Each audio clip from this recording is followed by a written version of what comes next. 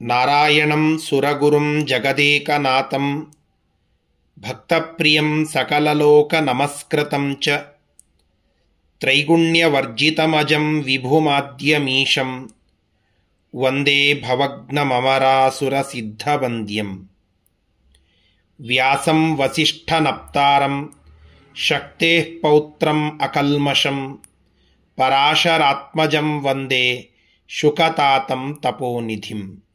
ಶ್ರೀ ಗುರುಭ್ಯೋ ನಮಃ. ಹರಿ ಓಂ. ಎಲ್ಲರಿಗೂ ನಮಸ್ಕಾರ. ಅನಾದಿ ಕಾಲದಿಂದ ಬಾನಗಲಾಗಿ ಬೆಳೆದು ನಿಂತಹ ಸಂಸ್ಕೃತಿ, ಅದು ನಮ್ಮ ಸನಾತನ ದಿವ್ಯ ಭವ್ಯ ಸಂಸ್ಕೃತಿ. ಈ ಸಂಸ್ಕೃತಿಗೆ ಸಾವಿರಾರು ವರ್ಷಗಳಿಂದ ಪರಕೀಯರ ಪರಧರ್ಮಗಳ ಅನೇಕ ಆಕ್ರಮಣ ಆಘಾತಗಳಾದರೂ ನಶಿಸದಂತಹ ಒಂದು ಭವ್ಯ ಕಟ್ಟಡವಾಗಿ ಈ ಸಂಸ್ಕೃತಿ ಬೆಳೆದು ನಿಂತಿದೆ. ಇಂತಹ ಸಂಸ್ಕೃತಿಯ ಆಶ್ರಯ, ಆಧಾರ ಅದು ವೇದಗಳು ಅನ್ನುವಂತಹ ಮರ. ವೇದಗಳು 4. ಅನಂತೋ ವೈ ವೇದಾಹ ಅನ್ನುವಂತೆ ಅಖಂಡವಾದ ವೇದ. ಅದನ್ನು ವೇದವ್ಯಾಸ ದೇವರು ವಿಭಾಗ ಮಾಡಿ ಋಗ್ವೇದ, ಯಜುರ್ವೇದ, ಸಾಮವೇದ, ಅಥರ್ವಣ ವೇದ ಎಂಬುದಾಗಿ ನಮಗೆ ನೀಡಿದ್ದಾರೆ. ಅಂತಹ ಆ ವೇದವಾಂಗ್ಮಯ ಅದೊಂದು ಭಕ್ತರಿಗೆ ಬೇಡಿದ್ದನ್ನು ಬಯಸಿದ್ದನ್ನು ಕೊಡುವ ಅದ್ಭುತವಾದ ಕಲ್ಪವೃಕ್ಷ. ಇಂತಹ ಈ ಕಲ್ಪವೃಕ್ಷಕ್ಕೆ ಧರ್ಮ, ಹೂ, ಎಲೆ, ಅರ್ಥ, ಚಿಗುರು, ಕಾಮ, ಮಹಾಫಲವೇ ಮೋಕ್ಷ. ಧರ್ಮ, ಅರ್ಥ, ಕಾಮ, ಮೋಕ್ಷಗಳಿಗೆ ಕಾರಣವಾದ ಸಂಸ್ಕೃತಿಯ ಒಂದು ಮೂಲ ಆಧಾರ ಈ ವೇದ. ಇಂತಹ ವೇದಗಳಿಗೆ ಭಗವಂತ ಮೂಲ. ಅಂತಹ ಆ ಭಗವಂತನನ್ನು ತಿಳಿಸುವಂತಹ ವೇದವಾಂಗ್ಮಯ ಭಾರತದ ಹೆಮ್ಮೆ. ಈ ವೇದವೆಂಬ ವೃಕ್ಷ ಅನೇಕ ರಸತುಂಬಿದ ಹಣ್ಣುಗಳಿಗೆ ಜನ್ಮ ಕೊಡುತ್ತದೆ. ಅಂತಹ ರಸತುಂಬಿದ ಹಣ್ಣುಗಳೇ ಮಹಾಭಾರತ, ಭಾಗವತ, ಪುರಾಣಗಳು. ಆ ಮಹಾಭಾರತ, ಭಾಗವತ, ಪುರಾಣಗಳೆಂಬುವ ವೇದದ ಹಣ್ಣುಗಳನ್ನು ಉದುರಿಸಿ ಸಜ್ಜನರಿಗೆ ಉಣಬಡಿಸಿದ ಕೀರ್ತಿ ವೇದವ್ಯಾಸ ದೇವರಿಗೆ ಸಲ್ಲುತ್ತದೆ. ಯಾರಿಗೂ ಗೋಚರವಾಗದಂತಹ ಭಗವಂತನ ಅನಂತ ವಿಚಾರಗಳ ಒಂದು ಶ್ರೇಷ್ಠವಾದ ಗ್ರಂಥ, ಅದರ ಲಹರಿ ಅದು ಶ್ರೀಮನ್ ಮಹಾಭಾರತ.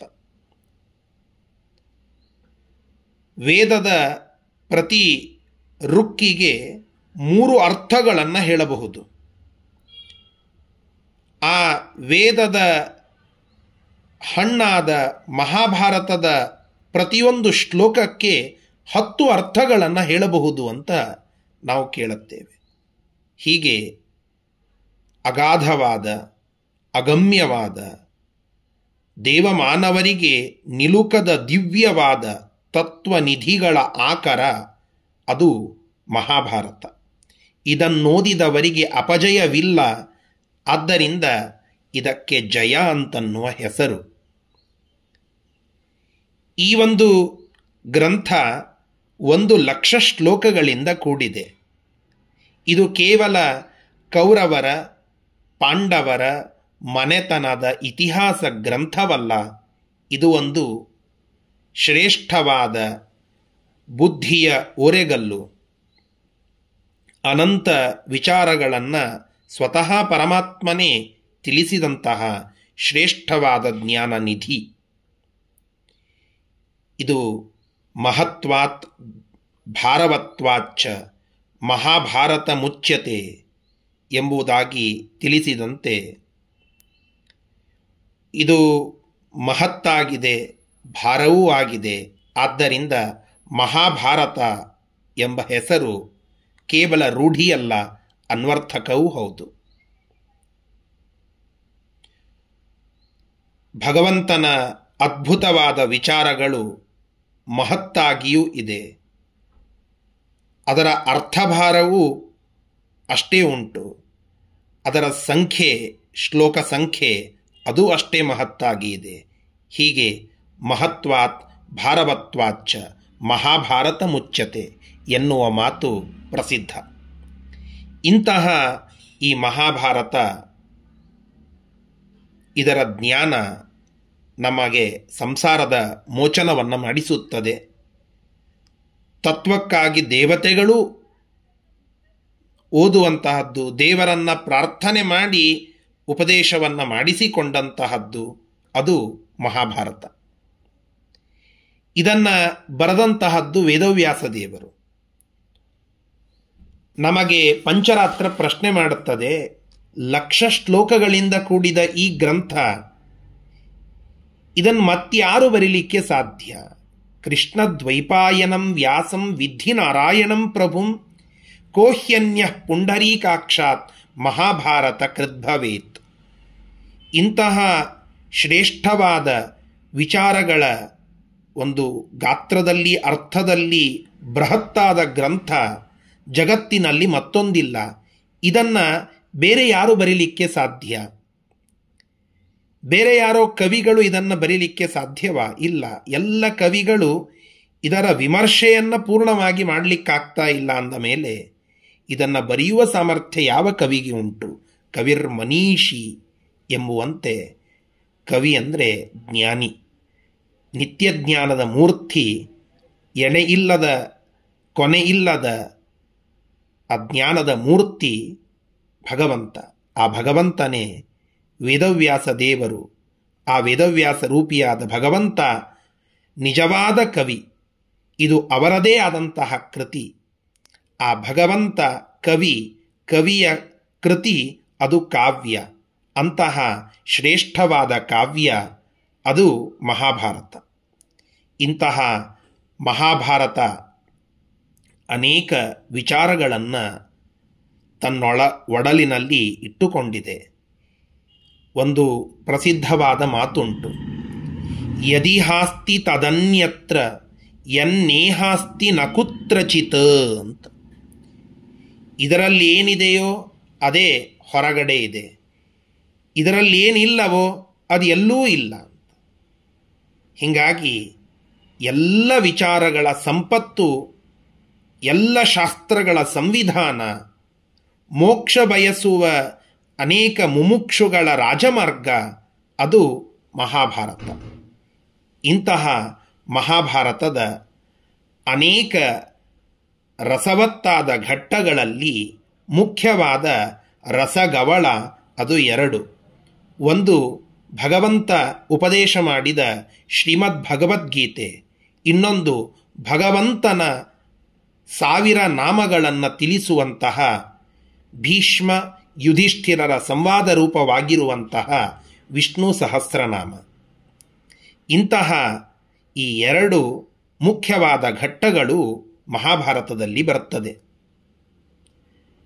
ಮಹಾಭಾರತದ ಪ್ರತಿ ಶ್ಲೋಕಕ್ಕೆ 10 ಅರ್ಥಗಳನ್ನು ಹೇಳಬಹುದಾದರೆ, ವಿಷ್ಣು ಸಹಸ್ರನಾಮದ 1000 ಹೆಸರುಗಳಿಗೆ ಒಂದೊಂದಕ್ಕೆ 100 ಅರ್ಥಗಳನ್ನು ಹೇಳಬಹುದು ಅಂತ ಶಾಸ್ತ್ರ ಹೇಳುತ್ತದೆ. ಆ 100 ಅರ್ಥಗಳನ್ನು ತಿಳಿಯುವ, ಹೇಳುವ ಸಾಮರ್ಥ್ಯ ನಮ್ಮದಲ್ಲ. ಕನಿಷ್ಠ ಅಂತಹ ಶ್ರೇಷ್ಠವಾದ ನಾಮ ಸಂಕೀರ್ತನದ ಒಂದೊಂದು ಸ್ವಲ್ಪ ಸ್ವಲ್ಪ ನಮ್ಮ ಬುದ್ಧಿಗೆ ನಿಲುಕುವಷ್ಟು ಅರ್ಥಗಳನ್ನು ತಿಳಿದರೆ ನಾವು ನಮ್ಮ ಸಾಧನೆಯನ್ನು ಸಾರ್ಥಕವಾಗಿ ಮಾಡಿಕೊಳ್ಳಬಹುದು ಎಂಬುವ ಒಂದು ದೃಷ್ಟಿಯಲ್ಲಿ ಈ ಕವಿ ಕಮಂಡಲು ಎಂಬುವ ವಾಹಿನಿಯ ಮುಖಾಂತರವಾಗಿ ಈ ಶ್ರೇಷ್ಠವಾದ ಭಗವಂತನಿಗೆ ಅತ್ಯಂತ ಪ್ರಿಯತಮವಾಗಿರುವಂತಹ ಚಾತುರ್ಮಾಸ್ಯದ ಪರ್ವ ಸಮಯದಲ್ಲಿ ನಿತ್ಯವೂ ವಿಷ್ಣು ಸಹಸ್ರನಾಮದ 1 ಶ್ಲೋಕದ ಚಿಂತನೆಯನ್ನು ಅದರ ಅರ್ಥ ವಿವರಣೆಯನ್ನು ಮಾಡುವ ಪ್ರಯತ್ನ ಮಾಡಲಾಗ್ತಾ ಇದೆ. ತಾವೆಲ್ಲ ಸಹೃದಯರು ಅದನ್ನು ಆಲಿಸಿ ಚಾತುರ್ಮಾಸ್ಯ ಪರ್ಯಂತ ಭಗವಂತನ ವಿಶೇಷ ಸೇವೆಯಲ್ಲಿ ಶ್ರವಣದಿಂದ ಪಾಲ್ಗೊಳ್ತೀರಾ ಅಂತ ಅಂದುಕೊಳ್ಳುತ್ತೇನೆ. ಈ ವಿಷ್ಣು ಸಹಸ್ರನಾಮ ಮಹಾಭಾರತದ ಒಂದು ಭಾಗ. ಭೀಷ್ಮರು ಮತ್ತು ಯುಧಿಷ್ಠಿರ ಇಬ್ಬರು ಸಂವಾದ ಮಾಡುವಾಗ ಭೀಷ್ಮರು ಸ್ತೋತ್ರ ಮಾಡಿದಂತಹ ಭಾಗವೇ ಈ ವಿಷ್ಣು ಸಹಸ್ರನಾಮ ಸ್ತೋತ್ರ. ಇದನ್ನು ವೈಶಂಪಾಯನರು ಹೇಳುವುದಕ್ಕಿಂತ ಮುಂಚೆ ಪರಮಾತ್ಮನ ಸ್ತೋತ್ರ ಅಲ್ಲಿ ಬರ್ತದೆ. ವಿಷ್ಣು ಸಹಸ್ರನಾಮ ಈ ಭಾಗದ ಮೊಟ್ಟ ಮೊದಲ ಶ್ಲೋಕವೇ ಯಸ್ಯ ಸ್ಮರಣ ಮಾತ್ರೇಣ ಜನ್ಮ ಸಂಸಾರ ಬಂಧನಾತ್ ವಿಮುಚ್ಯತೆ ನಮಸ್ತಸ್ಮೈ ವಿಷ್ಣವೇ ಪ್ರಭವಿಷ್ಣವೇ. ಇದರ ಅರ್ಥ ಈ ರೀತಿಯಾಗಿ ಇದೆ. ಯಸ್ಯ ಸ್ಮರಣ ಮಾತ್ರೇನ, ಯಾರ ಸ್ಮರಣದಿಂದಲೇನೆ, ಕೇವಲ ಯಾರ ಸ್ಮರಣವನ್ನು ಮಾಡೋಣದರಿಂದಲೇನೆ ಮನುಷ್ಯ ಜನ್ಮ ಸಂಸಾರ ಬಂಧನಾತ್, ಜನನ ಮರಣ ರೂಪವಾಗಿ ಇರುವ ಈ ಸಂಸಾರದ ಬಂಧನದಿಂದ ವಿಮುಚ್ಯತೆ, ಮುಕ್ತನಾಗಿ ಬಿಡುತ್ತಾನೋ. ಅಂತಹ ಎಲ್ಲರ ಉತ್ಪತ್ತಿಗೆ, ಎಲ್ಲರ ನಾಶಕ್ಕೆ, ಎಲ್ಲರ ಸ್ಥಿತಿಗೆ ಕಾರಣನಾಗಿ ಸಮರ್ಥನಾಗಿರುವಂತಹ ವಿಷ್ಣು ಪರಮಾತ್ಮ ಪ್ರಭು, ಅವನು ಶ್ರೇಷ್ಠನಾಗಿದ್ದಾನೆ. ಅಂತಹ ಆ ಪರಮಾತ್ಮನಿಗೆ ನಮಃ, ತಸ್ಮೈ ನಮಃ, ಅಂತಹ ಭಗವಂತನಿಗೆ, ವಿಷ್ಣುವಿಗೆ ನಮಸ್ಕಾರಗಳು ಅಂತ. ಪರಮಾತ್ಮನ ಸ್ಮರಣ ಅದು ನಮ್ಮೆಲ್ಲರ ಪಾಪವನ್ನು ಕಳೆದುಹಾಕ್ತದೆ, ಸಂಸಾರದ ಬಂಧನವನ್ನು ನಾಶ ಮಾಡಿ ಶ್ರೇಷ್ಠವಾದ ಮೋಕ್ಷ ಮಾರ್ಗವನ್ನು ತೋರಿಸುತ್ತದೆ ಅಂತ ನಾವು ಕೇಳುತ್ತೇವೆ. ಮೋಕ್ಷವನ್ನು ಕೊಡುವುದು ಆ ಭಗವಂತನ ಸ್ಮರಣ ಅಂತ ನಾವು ಅನೇಕ ಕೃತಿಗಳಲ್ಲಿ ಕೇಳುತ್ತೇವೆ. ಭಾಗವತ ಹೇಳುವಂತಹದ್ದು ಯತ್ ಕೀರ್ತನಂ ಯತ್ ಸ್ಮರಣಂ ಯದೀಕ್ಷಣಂ ಯದ್ವಂದನಂ ಯತ್ ಶ್ರವಣಂ ಯದರ್ಹಣಂ ಲೋಕಸ್ಯ ಸದ್ಯೋ ವಿಧುನೋತಿ ಕಲ್ಮಷಂ ತಸ್ಮೈ ಸುಭದ್ರ ಶ್ರವಸೆ ನಮೋ ನಮಃ ಅಂತ. ಆ ಭಗವಂತನ ಕೀರ್ತನ ಅಷ್ಟು ಪರಿಣಾಮಕಾರಿಯಾದದ್ದು. ಅವನ ಸ್ಮರಣ ನಮ್ಮೆಲ್ಲರ ಪಾಪವನ್ನು ದೂರ ಮಾಡುತ್ತದೆ ಅಂತ ನಾವು ಕೇಳುತ್ತೇವೆ. ಅನೇಕ ಋಷಿಗಳು ಈ ವಿಚಾರವನ್ನು ಅನುಭವಿಸಿದ್ದಾರೆ. ಅದಷ್ಟೇ ಅಲ್ಲ, ಅವರು ತಮ್ಮ ತಮ್ಮ ಕೃತಿಗಳಲ್ಲಿಯೂ ಕೂಡ ಅದನ್ನು ಬರೆದು ತಿಳಿಸಿ ಹೇಳಿದ್ದಾರೆ. ಅನೇಕ ಕವಿಗಳು, ಅನೇಕ ದಾಸರು ಈ ವಿಷಯವನ್ನು ತಾವು ತಮ್ಮ ಅನುಭೂತಿಯ ವಿಚಾರವನ್ನು ತಿಳಿಸಿ ಹೇಳಿದ್ದಾರೆ. ಕಲಿಯುಗದೊಳು ಹರಿನಾಮವ ನೆನೆದರೆ ಕುಲಕೋಟಿಗಳುದ್ಧರಿಸುವವು ಎಂಬುವಂತಹ ದಾಸರ ಮಾತು. ಇಂತಹ ಸಾವಿರಾರು ದಾಸರ ಕೃತಿಗಳ ಚಿಂತನೆಯನ್ನು ಮಾಡಿದಾಗ ಈ ವಿಷಯ ನಮಗೆ ಸ್ಪಷ್ಟವಾಗ್ತದೆ. ಅಂತಹ ಭಗವಂತನ ನಾಮಸ್ಮರಣ ಮಾತ್ರದಿಂದಲೇ ನಮಗೆಲ್ಲವೂ ಲಭ್ಯವಾಗ್ತದೆ.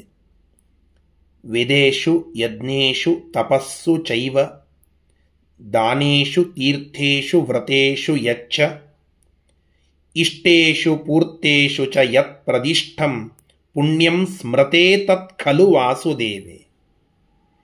ಭಗವಂತನ ಸ್ಮರಣ ಮಾಡೋಣದರಿಂದಲೇ ವೇದಗಳಲ್ಲಿ, ಯಜ್ಞಗಳಲ್ಲಿ, ತಪಸ್ಸುಗಳಲ್ಲಿ, ದಾನಗಳಲ್ಲಿ, ತೀರ್ಥ ನದಿ ನದಗಳಲ್ಲಿ, ವ್ರತಗಳಲ್ಲಿ, ಇಷ್ಟ ಕಾರ್ಯಗಳಲ್ಲಿ, ಹೋಮ ಹವನಾದಿಗಳಲ್ಲಿ ಏನು ನಮಗೆ ಪುಣ್ಯ ಲಭ್ಯವಾಗ್ತದೋ ಅದು ಭಗವಂತನ ನಾಮಸ್ಮರಣೆಯಿಂದ ಲಭ್ಯವಾಗ್ತದೆ. ಇವೆಲ್ಲವೂ ನಮ್ಮ ಸಂಸಾರದ ಬಂಧನದ ವಿಮೋಚನೆಗೆ ಅಂತ ನಾವು ಕೇಳುತ್ತೇವೆ. ಈ ಎಲ್ಲವುಗಳಿಂದ ನಮಗೆ ಸಿಗುವ ಏನು ಪುಣ್ಯ ಇದೆಯೋ ಆ ಪುಣ್ಯ ಶ್ರೀಹರಿಯ ಸ್ಮರಣ ಮಾತ್ರದಿಂದಲೇ ಲಭ್ಯವಾಗ್ತದೆ ಎಂಬುವ ಮಾತು ನಾವು ಕೇಳುತ್ತೇವೆ. ಇಂತಹ ಈ ಭಗವಂತನ ಸ್ಮರಣೆ ಅದು ಶ್ರೇಷ್ಠವಾದದ್ದು. ಅಂತಹ ಕರುಣಿ ಭಗವಂತ. ಯಾರ ಸ್ಮರಣ ಮಾತ್ರದಿಂದಲೇ ನಮಗೆ ಅಂತಹ ಫಲ ಸಿಗ್ತದೋ ಆ ಭಗವಂತನಿಗೆ ನಮಸ್ಕಾರ ಎಂಬುದು ಮೊದಲನೆಯ ಶ್ಲೋಕದ ಸಾರಾಂಶ. ಶ್ರೀಕೃಷ್ಣಾರ್ಪಣಮಸ್ತು.